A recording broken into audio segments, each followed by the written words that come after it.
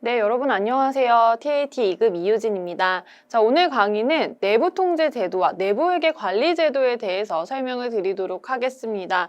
자, 들어가기에 앞서서 이제 기출문제 저희가 좀 파악을 해보면 총 1년에 6번 정도 시험을 보죠. 그 중에 한 번 정도가 이제 내부통제 제도나 내부회계 관리 제도에 대한 문제가 출제가 됩니다.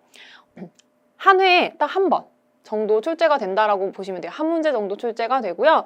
자주 출제되는 문제는 아니나 여러분들이 또 기출문제 시험 보러 가실 때 출제가 될 수 있는 부분이기 때문에 여러분들 알고는 계셔야 되고요. 그동안 나왔던 출제 유형이 어떤 문제가 어떤 식으로 나오는지는 제가 설명을 따로 드리도록 하겠습니다.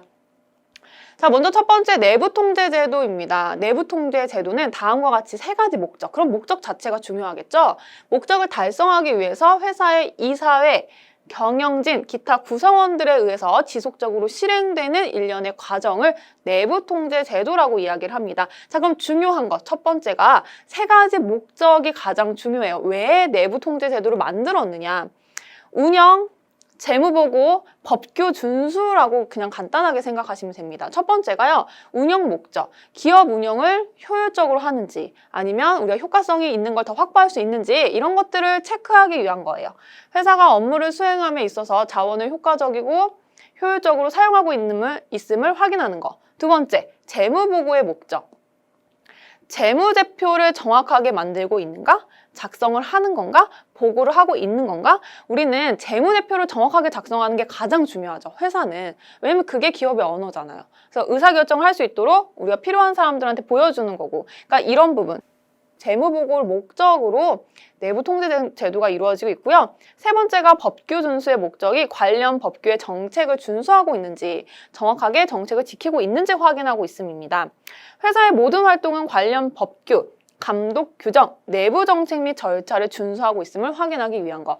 총 세 가지가 이 내부통제 제도에서 가장 중요한 목적 되겠습니다. 그러니까 지금 세 가지가 나왔으니까 하나를 더 더하면 이론 문제에서 나올 수 있는 거죠. 그러니까 여러분들 세 가지 꼭 체크하시고 이제 목적 그냥 다 떼시고요.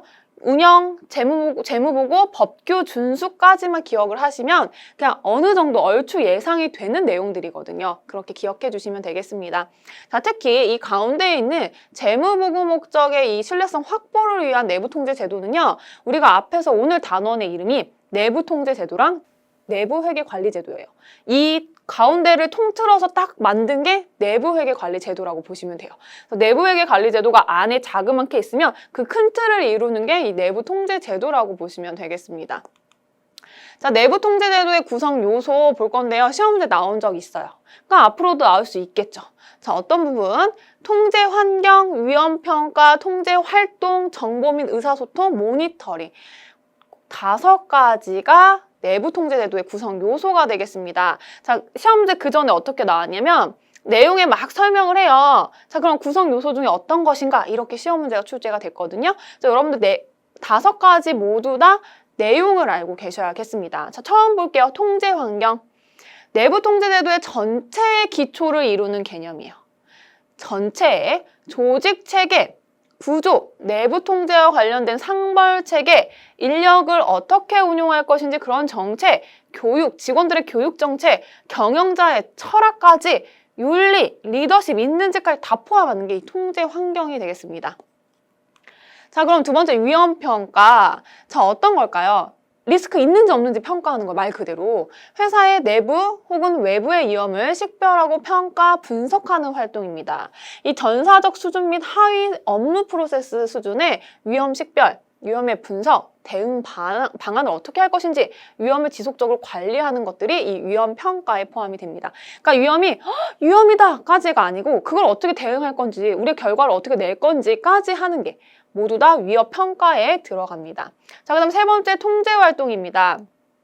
자, 앞에서 첫 번째가 통제 환경이었어요. 세 번째는 통제 활동이에요. 차이가 있으니까 여러분들 구분하셔야 되고요. 첫 번째에 있던 이 통제 환경 같은 경우 전체적인 것을 이루는 기초라고 개념이라고 설명을 드렸고 여기에 통제 활동 말대로 컨트롤하는 거라고 보시면 됩니다. 조직 구성원이 경영 방침이나 지침에 따라서 이 업무를 수행할 수 있도록 마련된 정책 및 절차와 이러한 정책이랑 절차가 준수되도록 하기 위한 제반 활동을 활동을 이야기를 하고요. 결국에는 정책이 있고 절차가 있으면 그걸 따라서 정확하게 하는 건지 할 수 있도록 돕는 거. 업무의 분장, 문서화, 승인, 결제 체계, 감독 체계, 자산의 보호 체계 등을 통제 활동에 포함하고 있습니다. 특히 여기에 있는 자산의 보호 체계는요, 저희가 좀 바로 뒤 슬라이드에서 볼 거예요. 자, 그럼 네 번째, 정보 및 의사소통. 조직 구성원이 책임을 적절하게 수행할 수 있도록 정보를 확인하고 수집할 수 있도록 지원하는 절차와 체계, 또는 정보의 생성, 집계, 보고 체계, 의사소통의 체계랑 방법 등이 포함이 되어 있는 게 정보 및 의사소통 되겠습니다. 자, 마지막 모니터링이에요. 정확하게 하고 있는지 판단하기 위한 거죠. 내부 통제의 효과성을 지속적으로 평가하는 과정이고요. 상시적인 이 모니터링과 독립적인 평가 또는 이 두 가지 결합에 의해서 수행이 되는 게 모니터링 되겠습니다. 자, 그러면 이 내부 통제 제도의 효과와 한계 보도록 할게요. 자, 기본적으로 내부 통제 제도 총 3가지 목적에 의해서 우리가 실행이 된다라고 이야기를 드렸죠. 첫 번째가 운영 잘하기 위해서, 두 번째가 재무 보고의 신뢰성을 확보하기 위해서, 세 번째가 관련 법규 적절하게 지키고 있는지 확인하기 위해서. 사실 이런 것들을 다 경영진이 업무 성과를 측정하고 의사결정 잘하고 있는지, 그 다음 프로세스로 정확하게 업무 측정하고 있는지, 평가하는지, 위험을 관리할 수 있는지, 이런 회사가 잘 운영되기 위해서 효율적으로 달성하고 위험이 웬만하면 회피될 수 있게, 혹은 위험이 닥쳤을 때 우리가 그걸 빠르게 인지하고 추가적인 대응 방안을 마련하기 위한 게 이 내부 통제 제도의 효과예요. 우리가 원하는 거.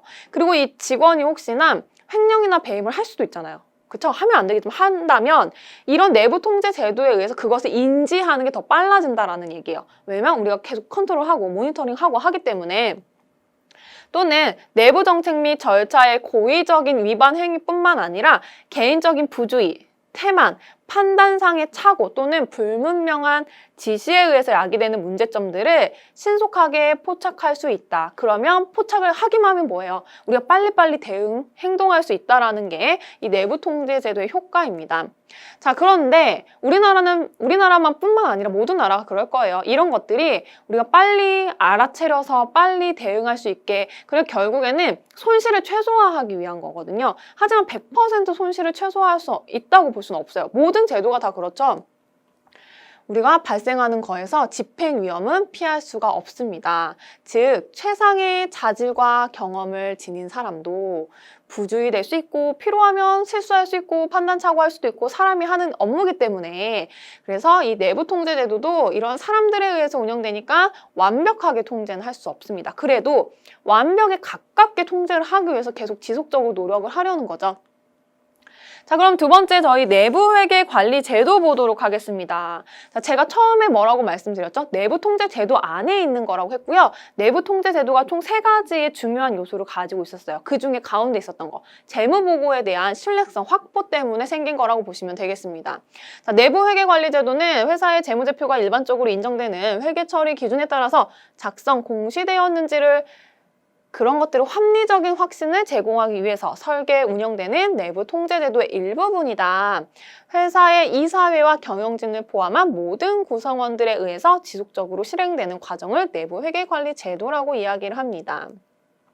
자, 여긴 제가 말씀드렸던 거예요. 내부 통제 제도 3가지 목적 중에서 가운데에 해당하는 것들, 여기에는 그 자산의 보호 및 부정 방지 프로그램이 포함이 되는데요. 운영 목적이나 법규 준수 목적과 관련된 통제 절차가 재무제표 신뢰성 확보와 관련이 된다면 이런 것까지 저희가 다 내부 회계 관리 제도 범위에 포함이 됩니다. 자, 운영 목적, 법규 준수 목적 어디에 해당하는 거예요? 이 내부 통제 제도의 3가지 목적에 해당하는 건데, 우리가 재무제표를 신뢰성 있게 만들기 위해서 이것 또한 우리가 통제를 해야 되는 상황이라면 그것까지 끌고 와서 내부 회계 관리 제도 범위에 포함시킨다라는 이야기가 되겠습니다. 자, 그럼 첫 번째, 자산 보호와 관련 통제입니다. 자, 자산 보호와 관련된 통제라고 한다면 재무제표에 중요한 영향을 미칠 수 있는 승인되지 않은 자산 취득, 사용, 처분을 예방하고 적시에 적발할 수 있는 체계를 자산 보호와 관련된 통제입니다. 자, 예를 들어 볼게요. 저 사례에 재고 자산이 있는데요. 이렇게 설명이 되어 있습니다. 재고자산이 보관되어 있는 창고에 대한 물리적인 접근을 통제하고 주기적으로 이 실사를 재고가 몇 개가 남았는지 수행을 하면 자산의 도난이 분실을 완전히 막을 수는 없지만 실물 자산과 장부 자산의 수량 차이를 적시에 발견하여 재무제표의 중요한 왜곡 표시 방지를 가능하게 한다. 자, 우리 이런 거죠. 자산을 누가 훔쳐가. 재고자산 훔쳐가요. 창고에 있는 거 문 열어서. 근데 이거를 훔쳐가지 못하게 하는 방법이 일단 중요하겠죠. 뭐 세스콤을 단다던가 뭐 경비를 세운다던가 중요한 거라면 그렇게 할 수 있는 방법이 있겠지만 그럼에도 불구하고 없어질 건 없어질 수밖에 없잖아요. 도둑이 맘만 먹으면 훔쳐갈 수 있는 거니까. 그런데 우리가 이 통제, 자산 보호와 관련된 통제를 통해서 매번 주기적으로 물량을 체크하고 정말 제대로 있는지 썩진 않았는지 체크를 한다면 내가 기말 현재 재고 자산의 수량이 궁금할 때 그때 알 수 있는 게 아니고 미리 알 수 있는 거예요. 그럼 오늘 하나가 없어졌어. 도둑 맞은 것 같아. 그럼 여러분들 내일 혹시 하나가 없어졌다는 걸 알게 된다면 어제 하나가 없어졌어? 그럼 어떻게 하겠어요? 어쩔 수 없지. 하나니까 내비도. 이렇게 할 수는 없잖아요. 그럼 어떻게 우리 뭐 세스컴 전화해보자. 뭐 볼 수 있는지 CCTV 있는지 아니면 오늘은 진짜 더 이상 없어지면 안 되니까 뭐 문을 하나 더 달아볼까? 막 이런 식으로 어떤 계획을 세울 수 있는 거죠. 만약 그거를 하나 훔쳐간 걸 몰랐어요. 그럼 기말에 가가지고 우리가 재고자산 이제 금액 산정할 때 수량이랑 단가를 산정하잖아요. 그때 당시에 어떻게 해요? 직원들한테 다 일 스톱하고 우리 다 몇 개 남았는지 세워봐 이렇게 할 수 있잖아요. 그러면 한 달에 하나씩만 없어도 12개의 수량 차이가 생겨요. 그런데 지금 이 자산보호와 관련된 통제로 인해서 한 달치만 한 개만 없어지면 되는 거잖아요. 11개의 손해를 방지했다라고 보시면 되겠습니다. 자, 두 번째, 부정방지 프로그램. 자, 이 부정을 예방, 적발하는 한편 확인된 특정 부정 위험을 감소시킬 수 있도록 고안된 체제 및 통제로서 회사 내 효과적인 통제 문화를 조성함에 있어서 필수적인 요소입니다. 예를 들어 경영진이 권한을 남용하거나 통제 회피 등 위험에 적절한 부정방지 프로그램이 존재하지 않는다면 우리가 통제상 중요한 취약점으로 분류될 수 있습니다. 사실은 부정하는지 안 하는지 이것도 체크하는 뭐 그런 거라고 보시면 되겠습니다. 자, 사례 보도록 할게요. 윤리강경, 이 부정방지 프로그램에 포함되는 거, 내부 고발 제도 및 내부 고발자 보험 프로그램. 자, 특히 진짜 두 번째가 되게 중요한 것 같아요. 회사에 문제가 있어. 경영자가 되게 권한을 남용을 해서 무슨 문제를 만들어요. 사실 고발을 해야 되고, 내부 고발을. 근데 내부 고발을 하면 저희가 지금 생각하는 생각으로는 잘리는 거 아니야? 막 낙인 찍히는 거 아니야? 이렇게 생각할 수 있잖아요. 드라마 같은 데서도 보통 그렇고. 이 내부 고발 제도를 통해서 이 부정방지 프로그램에 포함이 되어 있기 때문에 그 고발자는 자기의 신변을 보호받을 수 있고요. 그 다음에 그 내부 고발 제도로 신고받은 금액을 정말 자료의 토대로 경영자를 조사할 수 있는 그런 형태가 되겠습니다. 자, 세 번째, 채용 기준 및 인사 규정. 네 번째, 부정 적발 또는 혐의 발견 시 처리 절차. 이사회 및 감사의 감독, 부정 위험 평가 및 이를 관리하기 위한 통제 활동이 모두 다 부정 방지 프로그램에 포함되고 있습니다. 자, 그러면 세 번째, 내부 회계 관리 제도의 설계 및 운영 보도록 할게요. 자, 이 부분 좀 중요합니다. 이 부분도 중요해요. 자, 어떤 부분이 중요하냐면 우리가 앞에서 그 5가지를 봤거든요. 어디서 5가지를 봤냐면 내부 통제 제도의 구성 요소 5가지를 봤어요. 그 5가지를 이제 구분을 할 거야. 이 구성 요소에서 각각 어떤 사람들이 어떤 역할을 하는 건지 구분을 하도록 하겠습니다. 자, 크게 이 5가지 구성 요소는 통제 환경, 위험, 통제 활동, 정보 모니터링이에요. 모두 고려해서 설계를 할 거고요. 이사회, 감사위원회, 경영진, 그 다음에 우리 일반 사람들, 중간관리자와 일반 직원, 모든 조직 내에 있는 구성원들에 의해서 운영이 될 겁니다. 자, 첫 번째 통제 환경부터 보도록 할게요. 자, 이사회가 나와 있는데 이사회는요, 여러분들 밑줄 어디다 칠 거냐면 내부 회계 관리 제도 전반에 대한 감독 책임이 있어요. 내부 회계 제도 전반에 대한 이 책임을, 감독에 대한 책임을 가지고 있는 게 이사회 되겠습니다. 자, 두 번째, 감사위원회는 밑줄 어디다 칠 거냐면 경영진과는 독립적으로, 여기가 중요해요. 그러니까 경영은 경영자가 하는 거고 우리는 어차피 그걸 잘했는지 못했는지 판단하는 사람이기 때문에 감사위원회는 독립적으로 내부 회계 제도가 평가 기능을 수행함으로써 정말 운영을 어떻게 잘하고 있는지, 개선을 어떻게 하면 좋은지 지원하는 걸 감사위원회에서 하고 있습니다. 자, 그럼 경영진 보도록 할게요. 자, 우리 경영진은 밑줄 어디에 칠 거냐면 최종 책임을 지는 사람이에요. 그러니까 운영 자체를 경영진이 해요. 그리고 나서 어떻게? 최종 앞에 보면 이사회는 이걸 정말 정확하게 하고 있는지 감독 책임을 주는 거고, 감사위원회는 경영진과는 별개로 정말 잘 되고 있는지 확인을 하는 거고요. 경영진은 내부회계 관리 제도를 문서화 공식화하여 회사의 각 계층 및 기능별로 내부회계 관리 제도상의 역할과 통제를 명확히 이행하고 수행할 수 있도록 해야 되겠습니다. 자, 그 다음 통제 문화라고 나와 있네요. 구분이. 이사회와 경영진은 내부회계 관리 제도의 중요성을 강조하는 직업윤리 및 청렴도의 기준을 윤리 강령 등을 통해 제시하고 솔선수범하고 회사의 모든 구성원들이 내부회계 관리 제도에 있어서 자신의 역할을 이해하고 그 절차를 충실히 따르도록 하는 통제 문화를 조성한다. 자, 그 다음에 경영진은 회사의 윤리 강경, 부정 방지 프로그램 등의 재무제표 관련 부정행위를 사전에 방지하고 적시에 적발 수정할 수 있는 절차를 모두 다 포함을 해야 됩니다.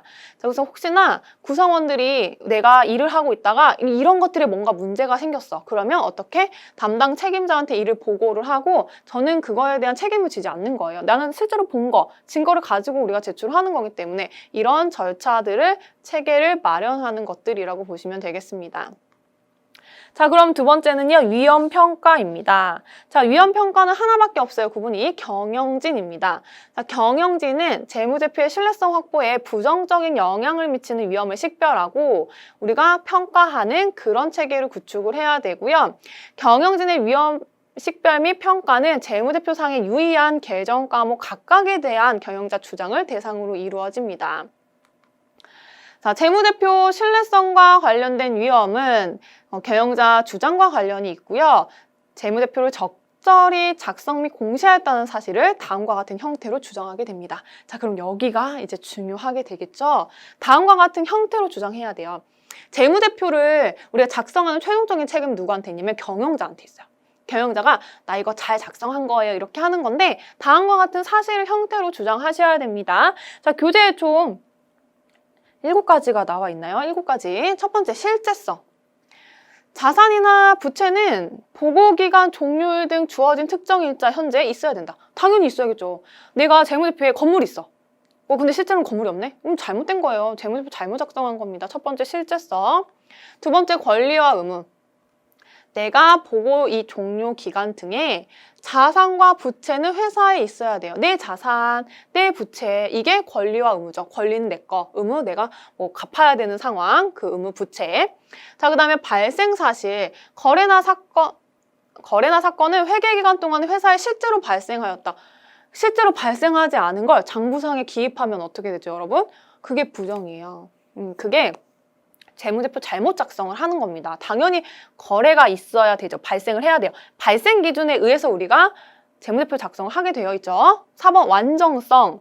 재무제표에 기록되지 않은 자산부채, 거래나 사건 혹은 공시되지 않은 항목은 없다.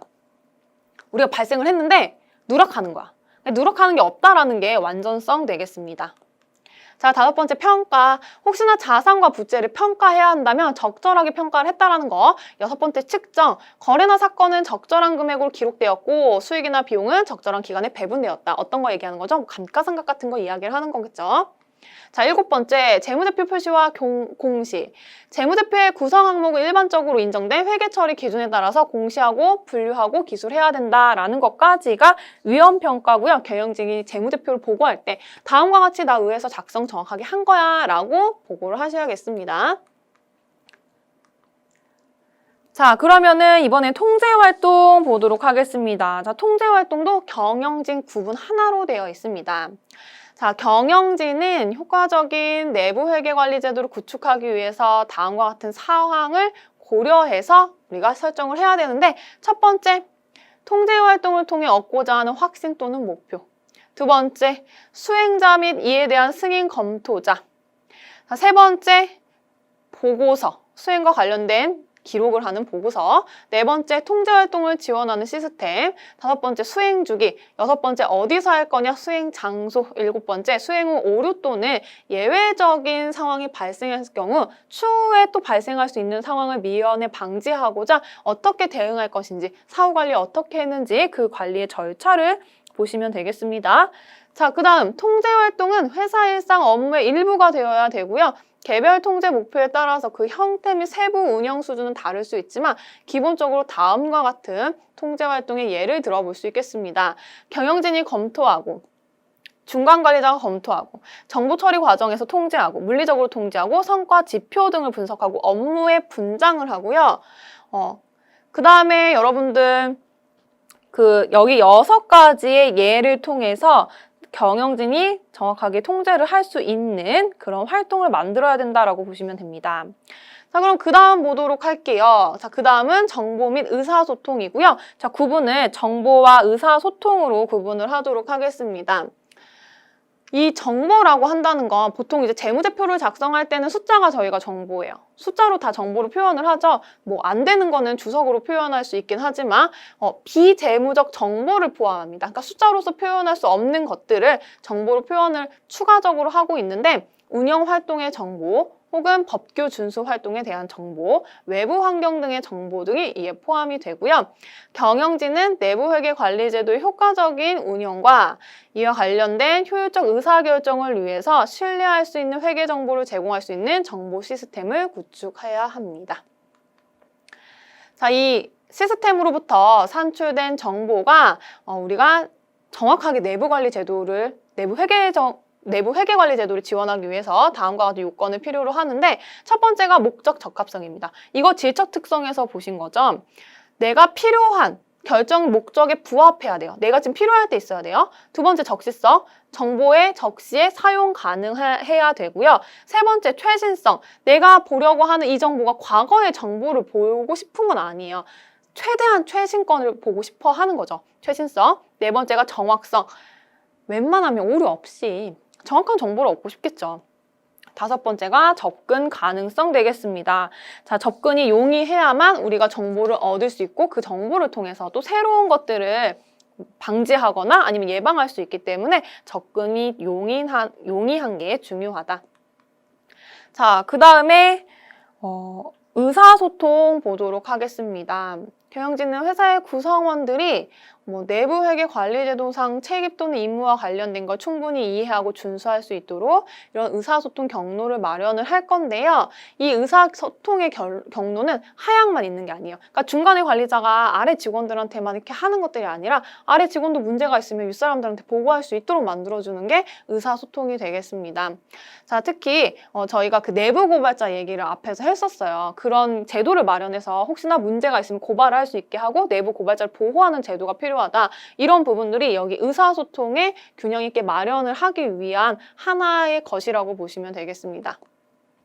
자, 이 경영진과 이사회 간의 원활한 의사소통을 하기 위해서 경영진은 재무제표에 영향을 미칠 수 있는 중요한 사업의 내용, 위험, 경영 성과 등을 이사회한테 충분히 제공을 해야 되고요. 이사회는 필요한 정보를 경영진에게 요구하고 제공받은 정보에 대한 검토 결과를 경영진한테 제공을 해야 됩니다. 크게 우리가 처음에 뭐가 있었죠, 여러분? 이사회, 그 다음에 감사, 경영진 이렇게 있었어요. 이사회는 통틀어서 책임이 있는지, 책임을 지는 사람이에요. 그러니까 이 관리가 정확하게 되어 있는지 운영에 책임이 있는 사람이고요. 실제로 운영을 하는 사람은 경영진이에요. 그리고 감사위원회는 경영진과는 독립적으로 별개로 있는 항목이고 진짜 경영진이 정확하게 그렇게 보고한 게 정말 맞는지를 체크하는 사람이라고 보시면 돼요. 그래서 이 이사회는 경영진이 나 이렇게 했어 라고 보고를 받으면 검토해서, 왜냐면 운용에 대한 책임이 있기 때문에 검토를 해서 아 그래 그럼 너 정확하게 하고 있구나 이런 검토 결과를 제공을 하면 되겠습니다. 자, 경영진은 내부 의사소통 외에서도 외부 감사인, 감독, 당국, 국세청 같은 거 얘기하는 거겠죠. 거래처, 고객으로부터 회사의 재무제표에 중요한 영향을 미칠 수 있는 정보를 효과적으로 획득할 수 있는 경로와 절차를 마련을 하고 이런 것들을 정보를 조직 전체에 전달을 하는 행동을 하셔야 됩니다. 자, 마지막으로 모니터링 하나 있죠. 경영진입니다. 자, 상시적으로 모니터링과 독립적인 평가를 통해서 지금 내부회계 관리 제도가 정확하게 운영이 되고 있고 효과적으로 운영이 되고 있는지를 어떻게 이사회 및 감사위원회에 보고를 해야 됩니다. 자, 감사위원회는 경영진이 실시한 이 평가 절차와 운영 실태 평가 결과를 적정성이 있는지 감독자의 관점에서 독립적으로 평가해서 이사회에 보고를 합니다. 근데 여러분들 좀 잘 보셔야 돼요. 이사회, 감사위원회, 경영진이 있으면 경영진은 두 개 다 보고해야 돼요, 결국에는. 그리고 이 감사위원회는 경영진과는 별개 독립적으로 가지고 있기 때문에 경영진이 정확하게 할 수 있는지를 감사위원회는 계산을 하셔서 이사회에 보내주셔야 됩니다, 자료를. 그래서 여러분들 구조 자체도 좀 정확하게 알고 계시면 좋을 것 같습니다. 자, 경영진은 자체 평가 또는 감사위원회의 평가 결과 나타난 통제상의 미비점이 적시에 시정될 수 있도록 하는 체계를 마련하면 되겠습니다. 자, 그럼 이렇게 해서 저희 내부 통제제도와 내부 회계관리제도는 이론적인 설명은 여기서 마치도록 하고요. 저희가 같이 문제 풀어보면서 설명을 추가적으로 좀 드려보도록 할게요. 자, 교재 보시면 내부 통제제도와 내부 회계관리제도 문제 있습니다. 자, 총 10문제가 있으니까요. 하나씩 살펴보도록 할게요. 자, 1번. 내부 통제제도의 목적에 해당하지 않는 것 보도록 하겠습니다. 자, 총 3가지 목적이 있었거든요. 하나는 기업의 운영, 하나는 재무제표 신뢰성 확보, 그다음 세 번째가 관련 법규를 잘 지키고 있었는지예요. 그러면 1번, 2번, 3번 맞네요. 4번에 회사의 경영 성과를 극대화한다. 사실 경영 성과라고 하면은 좀 손익계산서 이야기하는 거거든요. 매출을 늘리거나 아니면 비용을 줄이거나 하는 것들이 우리가 이익을 늘리는, 즉 경영 성과를 늘리는 건데 4번에 해당된다는 얘기는 없었어요. 이게 어떻게 보면은 2번하고 좀 막 연결이 되어 있는 것처럼 보이지만 이 재무제표의 신뢰성은 재무제표를 정확하게 작성을 했느냐를 보는 거지 우리가 더 좋은 기업으로 수익이 많이 나는 기업을 발전시키겠다는 건 아니거든요. 정답 4번으로 체크를 하시면 되겠습니다. 자, 2번 문제 보도록 하겠습니다. 내부 통제제도 구성 요소에 해당하지 않는 거. 우리 통제 환경, 그 다음에 위험 평가, 통제 활동, 또 뭐 모니터링, 그 다음에 뭐 정보 이런 것들이 있었어요. 해당 없는 거 몇 번이죠? 2번에 고객 관계가 해당이 없었습니다. 그래서 여러분들 2번 체크하시면 되겠습니다. 자, 3번 문제 살펴볼게요. 다음 중 내부 통제 제도의 효과와 한계에 대한 설명으로 옳지 않은 것 보도록 하겠습니다. 1번, 효과적인 내부 통제 제도의 경영진의 업무 성과를 측정하는 데 기여할 수 있다. 맞고요. 두 번째, 효과적인 내부 통제 제도는 직원의 위법 행위를 신속히 발견할 수 있게 한다. 맞고요.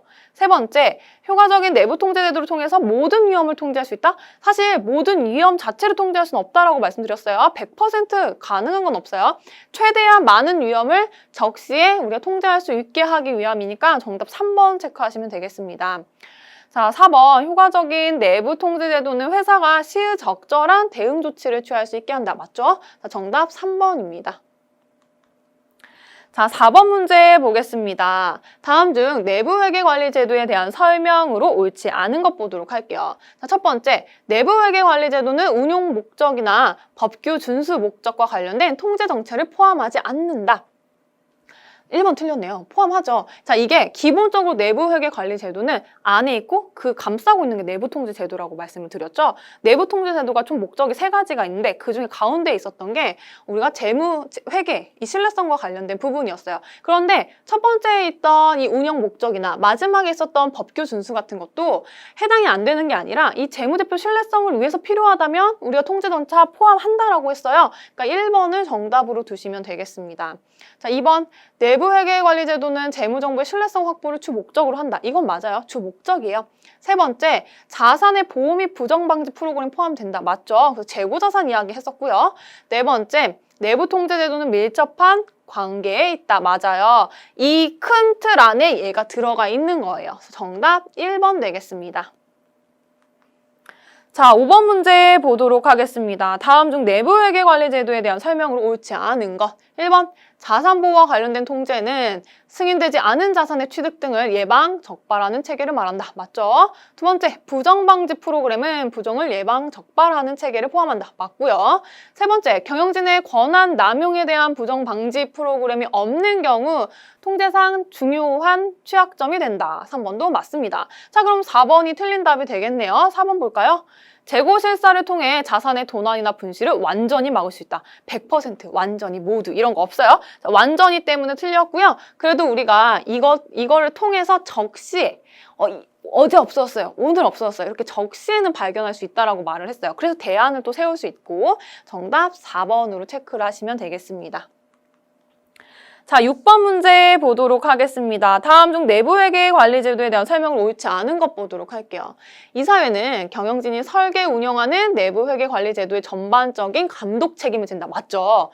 감사위원회는요, 경영진의 지시에 따라서 내부회계 관리 제도에 대한 평가 기능을 수행하므로 내부회계 관리 제도의 적정한 운영 및 개선을 지원하나요? 경영진의 지시에 따라서 하나요? 경영진과는 별개라고 했어요. 그 지시를 따르면 경영진 아래에 있다는 건데 감사가 사실 우리의 큰 틀은 이사회, 감사위원회, 경영진이고 감사위원회와 경영진은 별도로 운영이 돼요. 그러니까 2번을 틀린 답으로 고르시면 되겠습니다. 3번, 대표이사는 효과적인 내부회계 관리 제도의 설계 및 운영에 대한 최종 책임을 지고 맞죠? 최종적인 책임을 져요. 내부회계 관리 제도 운영을 담당할 직원 선정하는 거 맞고요. 네 번째, 경영진은 내부회계 관리 제도를 문서화 공식화하여 회사의 각 계층 및 기능별로 내부회계 관리 제도상의 역할과 통제를 명확하게 이행하고 수행할 수 있도록 한다. 이것도 맞습니다. 그럼 정답 몇 번? 정답은 2번으로 체크하시면 되겠네요.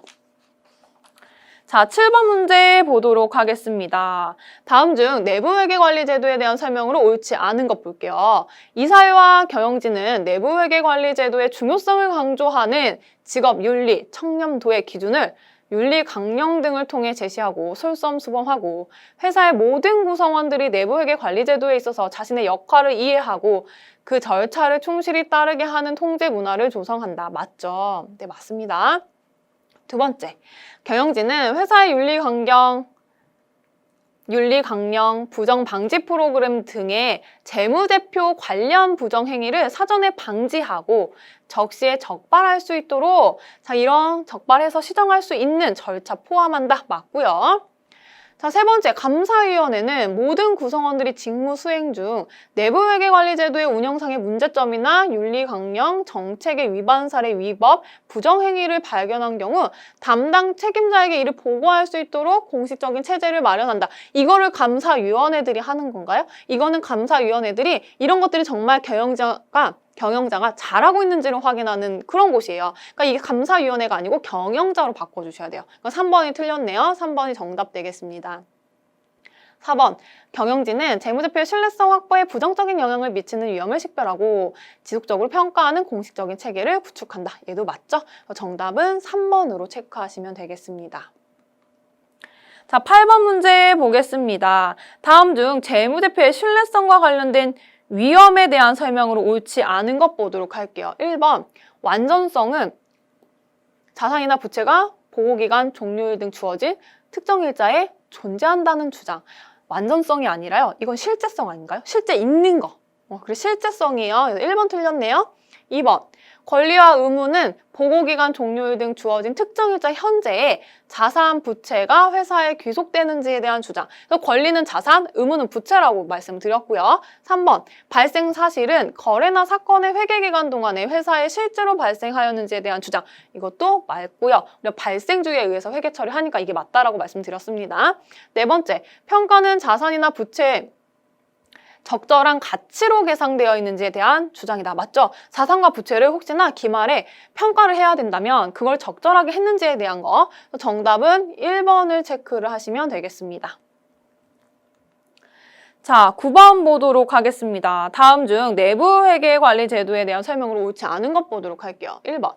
경영진은 재무제표의 신뢰성을 확보하기 위하여 재무정보뿐만 아니라 재무제표에 영향을 미칠 수 있는 비재무정보 적절하게 수집, 유지, 관리한다. 맞죠? 재무적인 정보뿐만 아니라 비재무적인 정보까지 포함할 거라고 말씀드렸습니다. 두 번째, 경영진은 내부 회계 관리 제도의 효과적인 운영과 이와 관련된 효율적 의사결정을 위해 신뢰할 수 있는 회계 정보를 제공할 수 있는 정보 시스템 구축해야 된다라고 말씀드렸고요.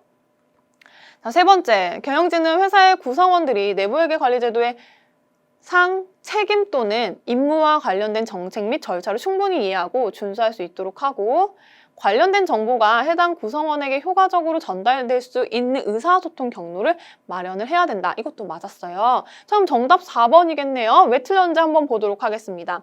경영진은 하향의 의사소통 경로 중심으로 통제장치를 마련해야 된다. 우리가 내부 고발자 같은 거 얘기를 계속 드렸잖아요. 내부 고발자는요. 하향만 있으면 안 돼요. 내가 보고를 하려면 이게 상향의 의사소통이 가능해야 되는 거죠. 하향의 의사소통은 중간관리자가 우리가 막내 직원한테 막 계속 시키는 게 그게 하향의 의사소통이에요. 그래서 정답 4번 체크하시면 되겠습니다. 자, 마지막 10번 문제 되겠습니다.